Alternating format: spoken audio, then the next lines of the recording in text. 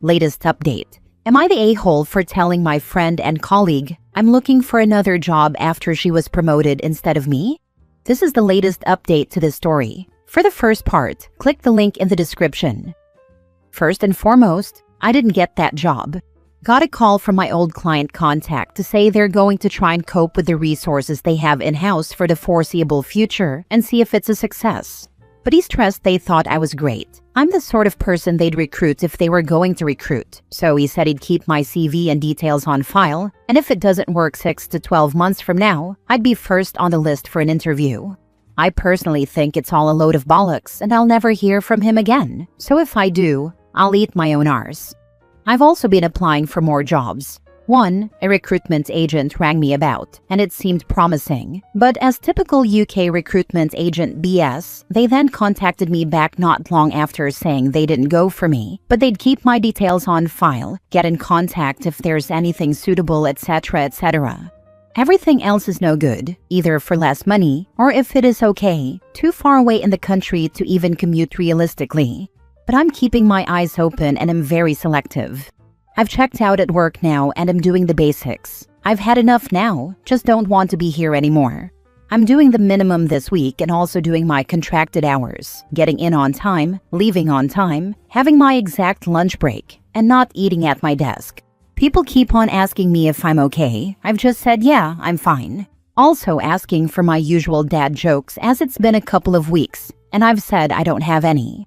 Our department deputy manager, big boss's deputy, not the recently promoted colleague, came back from holiday Monday and was talking to us all, and they mentioned this work experience person who's coming in next month, and she said the plan was for her to sit with me for the time she's with us and get me to show her things, train her, etc. I said no, I don't think I'm comfortable with it, and to get her to sit with someone else. She asked why, and I said to chat with our manager or the newly promoted colleague about it. She just went quiet and I didn't hear any more. Manager has been working from home, so I haven't seen him. Also, we've been taking in some different work from the whole restructuring thing, and there's this one task/procedure we're going to have to do. A few people in my team were talking about it, including promoted colleague. Instantly, I knew the sorts of things we should do. Create a new database/spreadsheet, get IT to write particular codes, write this sort of report to use, and have people check in a certain way. But I kept quiet, didn't say anything. Someone asked me, what do you think? This is right up your alley, this. I just said no idea. I think management should look at it, which kind of ended my input in the conversation. Promoted colleague is now starting to train with the deputy in the tasks that she's going to take over from her and the manager in the restructure. Also, she's been included in the team manager's calls and meetings, and I've seen it all in front of me. Feels like rubbing salt into the wound. I also didn't go to the celebratory meal that was held to celebrate promoted colleague's promotion last night. Deputy manager and another colleague who's been on holiday too decided to book something as soon as they heard about the promotion and said we need an excuse to do something social. I said no, it's my karate class and I'm not missing a lesson. And people were going, no, come. Don't be a Grinch, you can miss a lesson, mate. And weren't really giving me an opportunity to say no, so I said I'll see what I can do. And they were at me all week. And then I just didn't turn up. I had a few WhatsApp messages in the work group chat and texts, but I said sorry, can't leave my class early.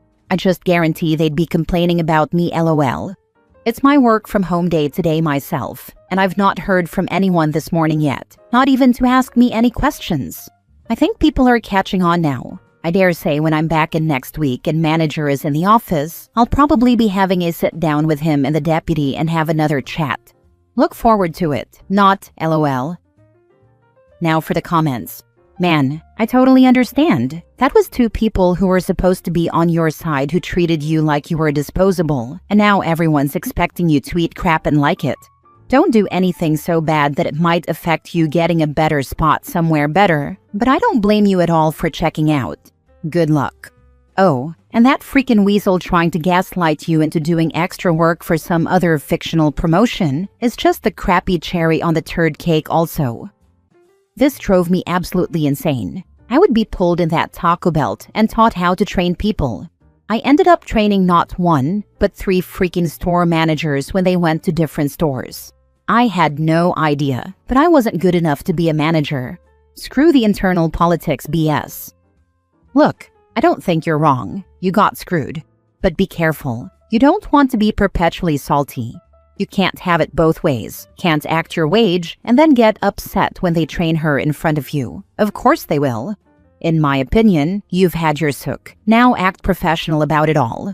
Yes, do what your contract says, but you're not helping yourself long-term by constantly crapping on everything. People know you're cut about it, and that's normal. But if you keep it up, people will get sick of your act and have no sympathy for you. I get what you're saying, but I'm not doing so well at present. I can't act like I'm this good-natured nothing bothers me guy who cracks jokes and one-liners like I always used to anymore. I spend the majority of my day just wishing it was over and I can go home. I've cried to myself these past few weeks more than I'd like. I can't be all happy for someone else and swallow my pride when I don't have it in me anymore. You need to be stoic in the face of adversity because your coworkers' tolerance will run out and you may not have another job lined up by then. Some of them might even agree with you, but their sympathy can only extend so far. I've been screwed at previous jobs and had to manage my emotional reaction. It helped me leave smoothly when I got a new job, and maintaining coworker relationships helped me in the future. I'm not turning toxic at all. I'm just refusing to do things I'm not paid for and not acting like a jovial clown to keep everyone happy like I always do. There's a reason why comedians and funny men end things, and it's because they can't put the front on anymore. Just like I can't. No, what you have described is exactly like what happens with a toxic work environment. The not doing things you are not paid for is one thing. The way you are doing it proves extreme unprofessionalism. I'm literally just refusing to train anyone, working my hours, and not doing extra technical work a manager should do. That's it. And yeah, I'm not being all life and soul anymore because I just can't. I don't have it in me. I refused to go to a meal I didn't want to do. So what? I actually had plans and don't want to celebrate someone I don't want to and be fake happy for them. Next story. Am I the a-hole telling my family my sister couldn't work with me because of them? I, 28 female, run my own business as a seamstress selling clothes I've made, as well as doing alterations. I've been open for 2 years, and I do a steady business. My primary income from my business is the alterations I do. I have a sister, 29 female, who we'll call Lana. Lana is currently a recovering alcoholic, and I'm trying my best to support her. Due to DUIs, she has been struggling to find a job, and her mental health isn't helping her keep any job she finds. I feel really bad for her, and while we were visiting my parents on Monday, I made the offer she could work for me. When I made the offer, I said that she could work inventory and register like a normal employee. She seemed pretty on board, but said she would have to think about it since she didn't want to leech off me. Our parents were also really on board and encouraging and thought this would be a great opportunity for both of us. Wednesday, my mom called me and asked if the building would now be in both Lana's and my name.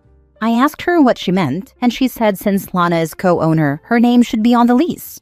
I told her it wouldn't, because she wouldn't be co-owner. I made it clear to my mother that Lana would be like any other employee. The reason I wanted her to work with me is so if she relapsed, she wouldn't risk losing her job again, since I know what she's going through. Mom beat around the bush trying to convince me to make Lana co-owner, and I repeatedly told her no. Not only for Lana's sake, but also for the sake of my business.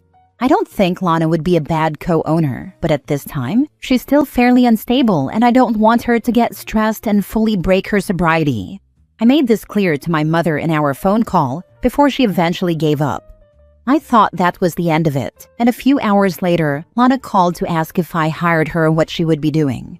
I told her the same thing I said at dinner, that she would mostly be doing inventory, register, etc. She asked if she would help with any of the clothes, and I told her when she learned to sew I would consider it. She accepted and seemed excited with the arrangement, since both of us have always loved fashion, and we agreed I would host an interview with her at the end of next week on my day off. My dad called me yesterday, scolding me about the position I was putting Lana in, and was telling me a meaner version of what my mother was saying, and continuously trying to hound me to give Lana a higher position. I was getting really frustrated, and I told him that if he and Mom wouldn't stop pushing, I just wouldn't hire Lana at all. My dad called me a terrible sister before hanging up. I called Lana and told her what happened and my words about not hiring her. She got upset with me, and I apologized and told her I still wanted her to work with me. I just didn't want the drama with mom and dad. She understood, but is still upset with me that I would even say that, even in the heat of the moment. Am I the a-hole? Not the a-hole. Ask your dad if he would give away half his business to a drunk sibling who has no experience, because that is what your mother is demanding. Yeah, especially since Lana is currently living with them while she recovers. They know exactly how she's doing and that she isn't fit to run a business. I have no doubt she'll be a great employee since she's always been the type to put her best foot forward in all she does. But with where she is at the moment, I think the stress would make her relapse. Ask your parents why they haven't added her to the deed. She lives there, so she must be a co-owner of the house by default. She doesn't even sew. Why would you give away half your business to a recovering alcoholic? I could see if your parents tried to buy into the business by offering some capital, but just expecting you to share like it's a cookie? I don't understand their thought process. Not the a-hole. Sometimes I wonder if my parents still think we're teenagers, arguing over who gets to drive the family car. As I said in a previous comment, their behavior is really out of the blue, since they've always been really sweet and supportive when it came to my business. I want to believe they might just be misunderstanding something, or maybe they're just stressed trying to help Lana as best they can, and taking that stress out in the wrong places. I'm just hoping this gets resolved before I interview Lana next week. I suspect they know she's going to crash and burn at this job, and their only mental way out of that doomsday scenario is to believe that this is a permanent gig that she can't be fired from. That doesn't excuse what they've done, however. That might be it. I know previously my mom had told me how worried she was about Lana going job to job. I think I'm going to have a family talk with them after the weekend is over, and hopefully I'll find out where this is all coming from and how to deal with it. Last story. Am I the a-hole for refusing to become my dad's legal guardian, even though my family wants me to? I, 25 female, have a very complicated relationship with my biological dad, 53 male. He was never really present in my life. When I was a kid, I would see him every other weekend, but 80% of the time he was drunk and passed out. 10% he just never showed up. And the other 10% he was actually fun to be around. He never came to any of my school plays or events, except my high school graduation. My stepdad has always been there for me. He always showed up to every event, supporting me, giving me advice, and basically being the father figure in my life.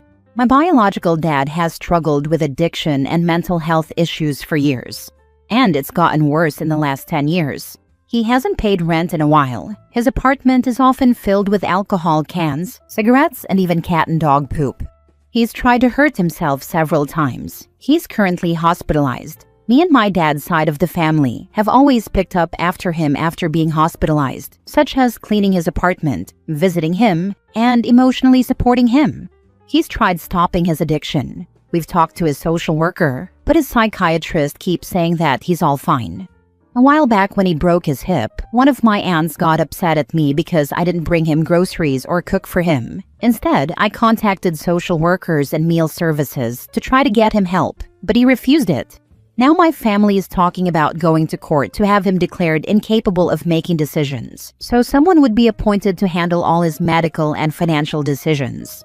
My uncle suggested it should be me because I'm his daughter. And I'm almost certain he's going to ask me to let my dad live with me if he loses his apartment.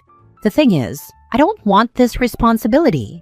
I also don't feel like he's ever really been a parent to me.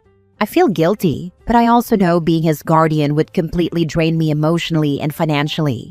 I also feel bad because he's my dad, so I do feel like I have some sort of responsibility to help him out.